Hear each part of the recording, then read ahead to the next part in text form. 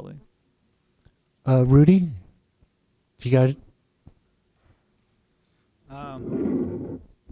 You know, honestly speaking, you know, I'm looking at it from a native perspective. And throughout Los Angeles, if it's Van Nuys or anywhere else, you don't really have that encumbersome of that feel of native culture that was here once before. If you look at it, you start as the Spanish era, as it was said. It's all that influence from the mission time and forward to present time. So you don't really have that. You drive around Los Angeles, you have statues, and it's not really identified correctly. And throughout Van Nuys, I know of, there's no, cultural identification that's indigenous. There's, maybe other than the Wachtoyo palm trees or a couple of native plants, but more green space, bringing native plants back into Van Nuys area. That's one direction, bringing back to traditional California. Removing a lot of the sod, the grasses. I mean, that's not, it's wasteful in water, especially in the drought era that we're in right now. I mean, we're repeating 1890s again with the drought. But other than that, I mean, cultural as far as indigenous, as far as my perspective as a tribe, there's no true representation here throughout Van Nuys. Would nature be your true? I mean, nature, yeah, you're going back. Nature's one compass of some tradition of native California, but you're talking about the people of historical times of the tribes. And such as references of the tribes I mentioned earlier, is not even properly identified as well. Many people call us Tongva. Tongva is, as I mentioned, is Comivitam. We call them Comivitam, which people of San Gabriel is not properly correct for San Fernando. Things like that. And if we were going to teach history, it should have started at the San Fernando Mission era, and it should have more history of California natives.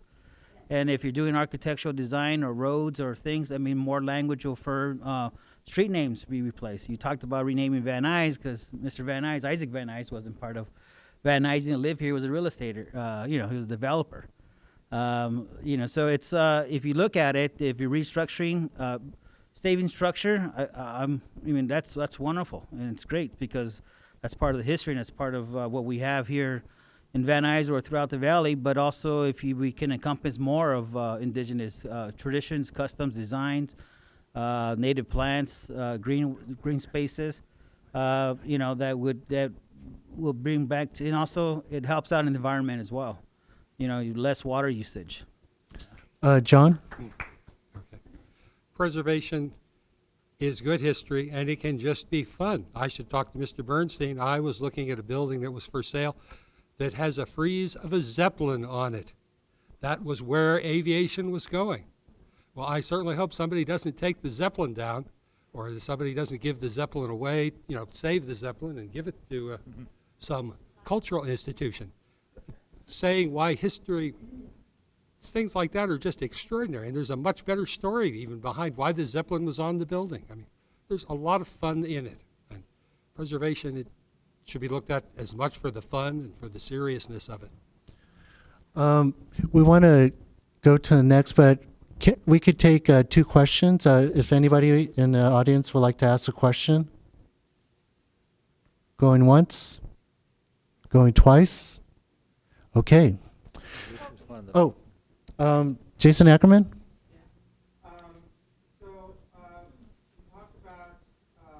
You mentioned like how there's very little feel of like the native presence in the valley. I mean, we have we have a couple of decisional names of like Cahuenga, Topanga, but that, Cahuenga's not even right. Cahuenga, they contradict Cahuenga Museum.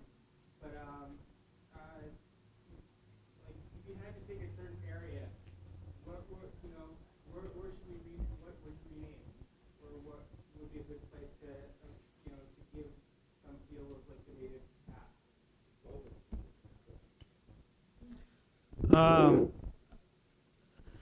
I think in choosing a name, it will have to be a community effort. I mean, you really don't want the tribe to choose an area or designate a name. I think it's best to describe it as what the community feels as a whole, what they feel as. Years back, we worked on the Tahunga Wash project and bringing that to a green space. And I know that was a strong effort to revitalize the rivers, banks, and all. And maybe some spaces that coming to today's meeting, I saw some of the efforts of it. I saw along the areas where I remember used to be parking lots. I seen a lot of green spaces there, so that was really amazed because I haven't drove through Van Nuys in such a while. But I seen those efforts being accomplished, and I think those spots or those areas or extended areas of those green spaces shall be dedicated or named. I mean, because Coenga is one part, Topanga, you're right, Pacoima, these are all traditional words. We have a whole city named Pacoima. If you're referencing in Van Nuys, if you want to be inclusive, maybe a spot like that where we can dedicate or name, like Bohavietam, it means people in the farming fields. An area that you want to have where you designate the native plants, so you can call it Bohavietam.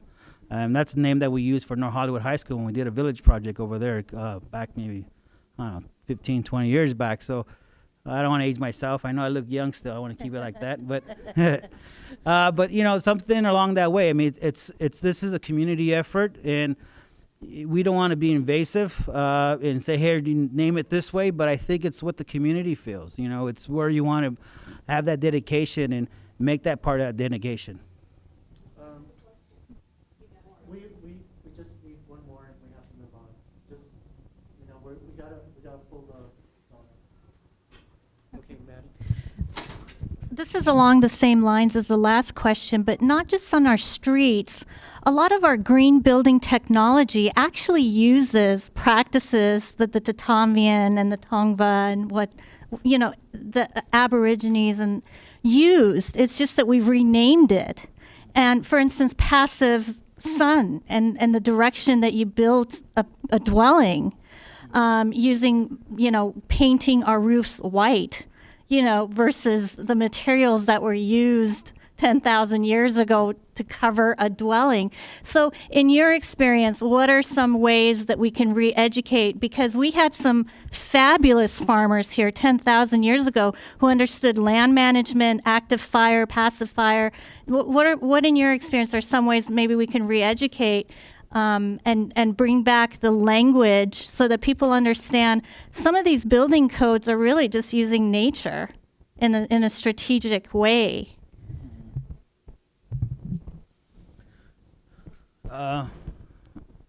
In our experience, we worked with the folks over in the Santa Clarita Valley. What we've done is that in some of their areas or green spaces, we identify the areas where of a path for animals to cross back and forth underneath the 126. We made some pathways that way.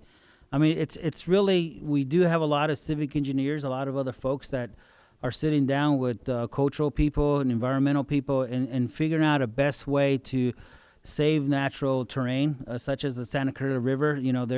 They're making sure they understand that you're going to have to give and pull from the river, because as the water comes through, you have to have that expansion. And it just takes an engineering science behind it as well to make sure, because as my tribe and the developers we work with, we know there's, everyone likes to live inside an AC home. So we don't want to go back to, living out in the heat, the humidity, especially in San Fernando Valley. It's very tough. So unless you have a lot of oak trees and you could be underneath the 15 degrees cooler area. But I think those are some of the parts, just engaging the community, engaging the developers, engaging the city planners as they make these areas and plan for it, is to ensure the proper measures of development and green space as well. I'm glad you brought up the Santa Clarita River. Can you educate the audience what makes that river special? Maddie, we need to move. Okay. It'll be Next time. Yeah. Okay. Well, it's the last real river left in Southern California. It's the last natural river. Okay. Thanks, everybody. On the historical part, we're going to move to the initiative and business and development. First off, we have Ackley Padilla from Nuri Martinez's office, and he'll explain about great streets. Is Ackley Padilla here? Yep. Here you go.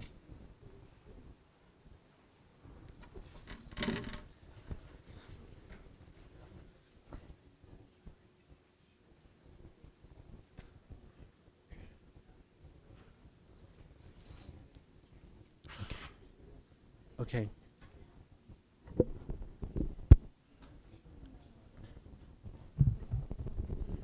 Good evening, everybody. My name is Zachary Padilla. I work with Councilmember Nuri Martinez.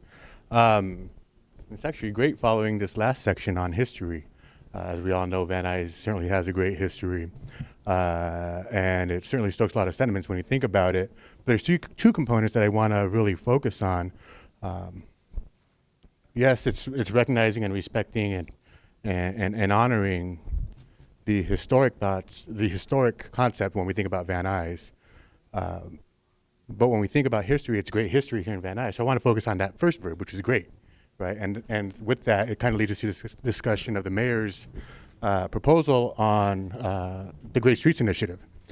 And one of the questions that we had in terms of the different council offices, and one of the questions that we constantly hear out there is, well, what is the Great Street? Can you define it? And it's difficult to define on occasion unless you take a step back and really think about what the objective is.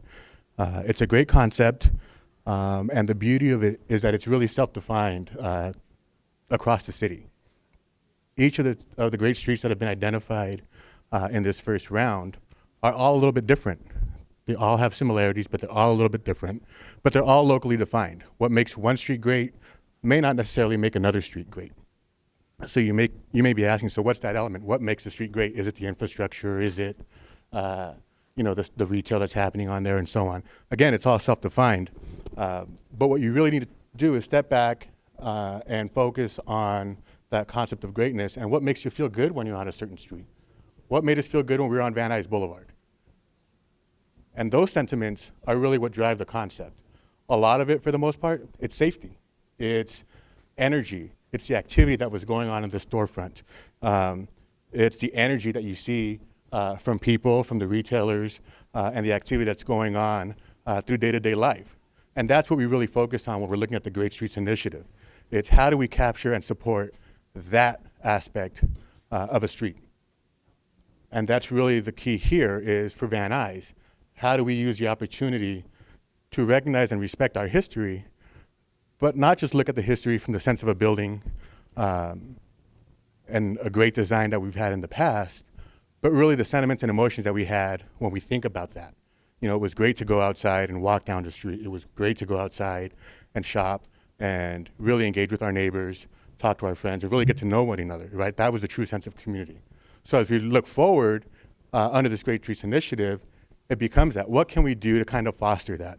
So down the road, you're going to be hearing, actually down the road today, in terms of the next set of speakers, you're going to be hearing a lot of conversations about planning and land use, about economic development, about transportation, and all of those are critical components to helping either stabilize Van Nuys, helping to restore some of Van Nuys, and helping to preserve a lot of the aspects of Van Nuys.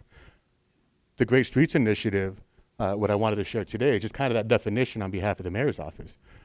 Because the Great Streets piece, if we can capture that and use that as our overarching objective, it becomes the flavor that we get once we put all these other elements together.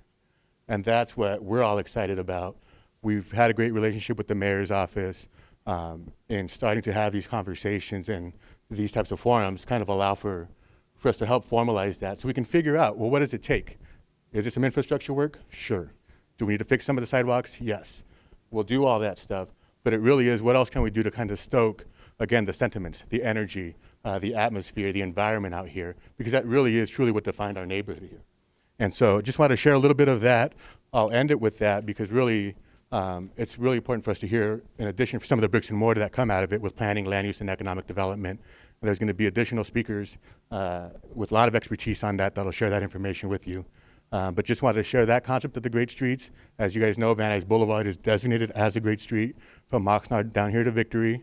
And over the years to come, we're going to look at how do we continue to foster that? How do we re-engage the Civic Center itself? And really down the road, how do we start expanding that further down Van Nuys Boulevard, down to Sherman Way, down to Van Owen, and keep that going?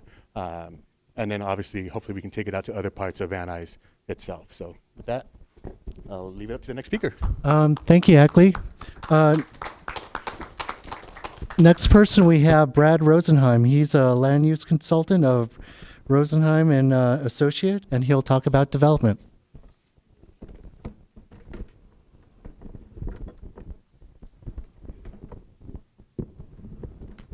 Good evening. First of all, I'd like to thank George and Carino and the Neighborhood Council for organizing the summit. I think this is essential for communities to really get involved in the planning process. And I'm not really talking about reacting to a particular project, but being proactive, looking towards the future for the community. I've had a lot of experience in this community. I lived here for 10 years. I worked for the councilman who represented this area in the 1980s for many years, and was actually very involved with the creation of this civic center and the re-envisioning of this civic center and this building in particular. I actually worked on this building after I went into the private sector. This was a joint venture between the city of Los Angeles and Bob Voigt, who built a lot of Warner Center. This building was built on time and on budget by a private developer and purchased by the city from the private developer. It was actually the way business should be done in the city of Los Angeles. The disappointing part is that the intent here, by vacating the streets, Irwin and Sylmar, was to create a great public plaza that was going to be utilized by the community. And the way this building is designed, the steps that lead out into the plaza, that was supposed to be a place where there would be performances and activities on the weekends and in the evenings. Unfortunately, it never really took hold. And we have a building today that doesn't realize its full potential. I think the council office is very interested in re-engaging that. And I think that's something certainly that the neighborhood council can be very, very helpful with going towards the future, and maybe utilizing some of the opportunities for art funds and things like that to create activities here in the center of Van Nuys. The Van Nuys community is a real interesting community. It really has great bones. And I don't know how many of you remember in the 1980s there was a Senator Alan Robbins threw out this concept of doing a redevelopment agency in Van Nuys. Do you guys remember that at all? But of course, he threw that out in a community meeting much like this, and the next morning in the council office, I got a lot of calls from people saying, what the heck's going on about redevelopment in Van Nuys? And there was a study done, and it was determined that Van Nuys has very good bones and really didn't qualify for a redevelopment agency, and a lot of the people in Van Nuys were very happy about that. But it's a challenge here, and particularly on the Van Nuys Boulevard corridor from the Orange Line up to Victory in particular, which is the heart of this community, I think, because you have such small property ownerships, and it's really hard to coordinate all those property owners to make improvements in a more substantial manner.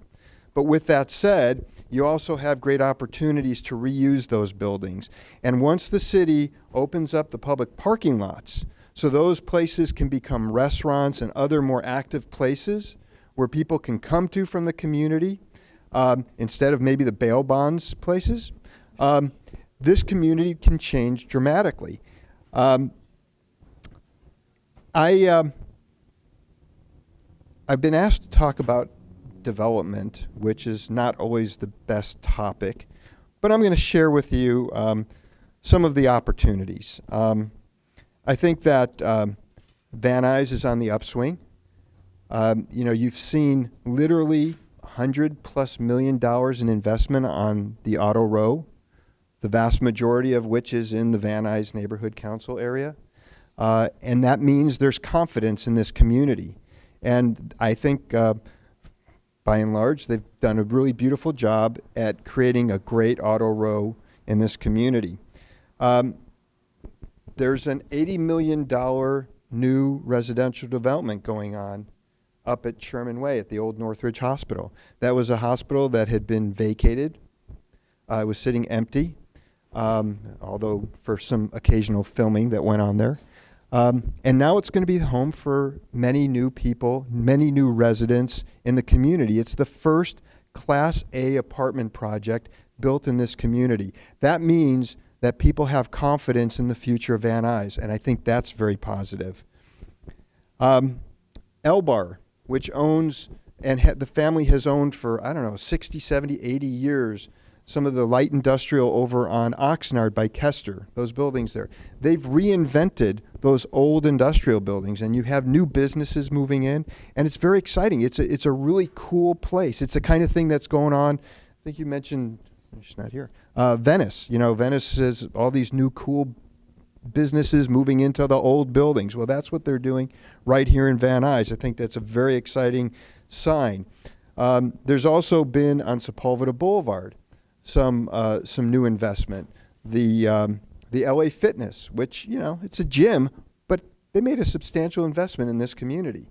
And one of the old hotels, we finally got an approval for destroying one of those old hotels, and there'll be a new La Quinta. And that's a national or international brand that's finding investment in Van Nuys to be a positive thing. So it's really an exciting opportunity, an exciting time. I'm working on another transit-oriented project right here at the heart of Van Nuys by the Orange Line. And we'll be to the neighborhood council, God willing, someday soon. We're working out some details with the city. That is always challenging. But I think what you'll see in Van Nuys and the transit-oriented studies that are going on, or that are just going to begin, I guess, for the Van Nuys station and the Sepulveda station are going to be very important.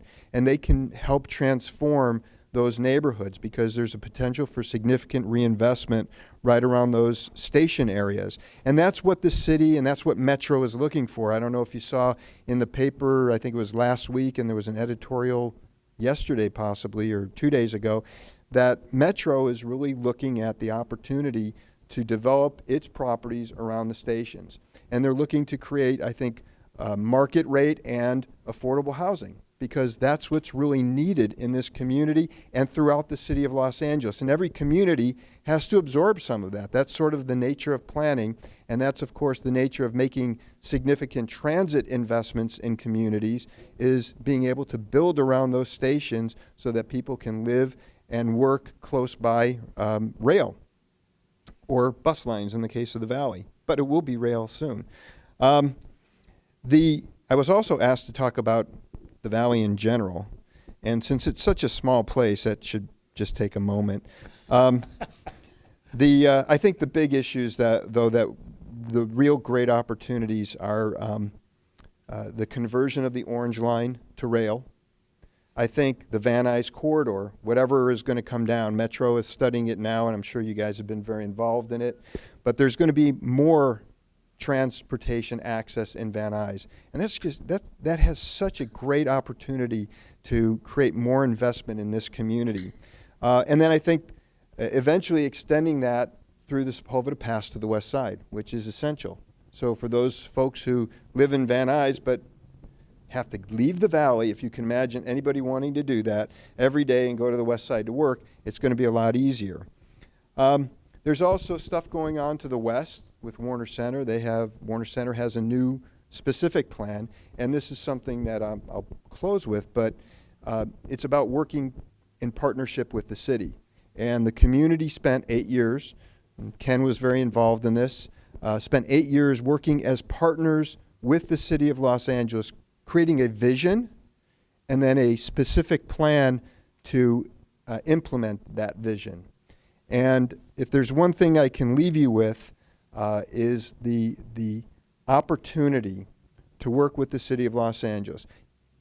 My personal feeling is you have to insist that it's a partnership, that it's not a top-down thing, either top-down from Van Nuys to the city or vice versa, but that it's a partnership in creating a vision for the community. What does the community want to be looking out 30 years?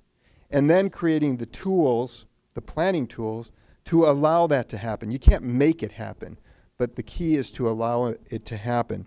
And I think that's where the great opportunity lies for this community. And looking back at the history, it's the opportunity to create new history going forward. So thank you very much for inviting me today. Thank you, Brad. Next no, Donna, please. Third one, we have Brian Stitch, District Director from California State Assembly, Adrien Nazarian. He's going to talk about the Quimby funds. I don't know if he's here or... Nope. Just to let anybody know about the Quimby funds, it's a state legislation where much of the funds that are being developed go into parks, whether to improve the parks or purchase new parks. And I think the Quimby funds need to be updated to allow, more parks, because right now LA is very park poor, and when we see development go, we have to look at available space that could be open space for people could have some communal activity. Next person, if zoning was sexy, this would have been a full house, but the thing is that the city is going through a major change in their zoning code. And we have Tom Rothman, a senior planner from the LA Department of City Planning, talking about Recode LA. And I'd like to welcome Tom Rothman. You know where my presentation is? Yes.